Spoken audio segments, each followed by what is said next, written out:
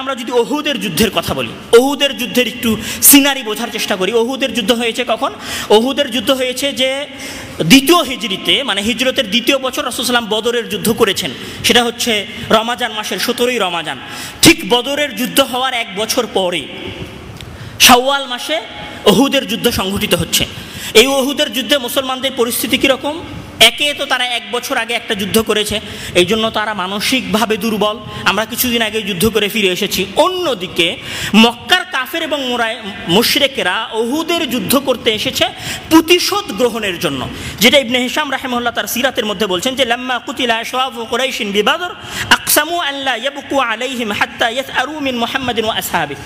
মানে মক্কার কুরাইশরা এটা শপথ করেছিল যে তারা তাদের বদরের যুদ্ধে নিহত হওয়া নেতাদের জন্য কান্নাও করবে না যতক্ষণ না তারা বদরের যুদ্ধের হত্যার প্রতিশোধ নেয়।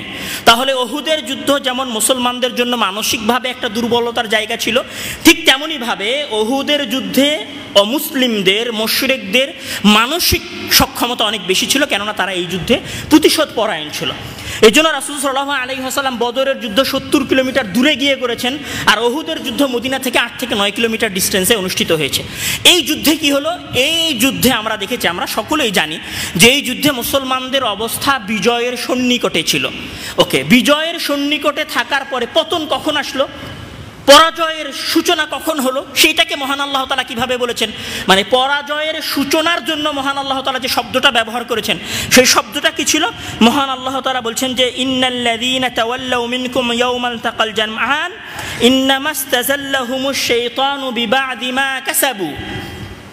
উহুদের যুদ্ধে পরাজয় হয়েছিল ইন্নামাস্তাযাল্লাহুমুশ শাইতান, যখন শয়তান মুসলমানদেরকে পদস্খলন ঘটিয়েছিল, বিভ্রান্ত করেছিল, বিমা কাসাবু, তাদের কোনো পাপের কারণে। তাহলে উহুদের যুদ্ধে মুসলমানদের পদস্খলন হয়েছিল তাদের কোনো গুনাহের কারণে, যেটা আল্লাহ তাআলা ক্ষমা করে দিয়েছেন।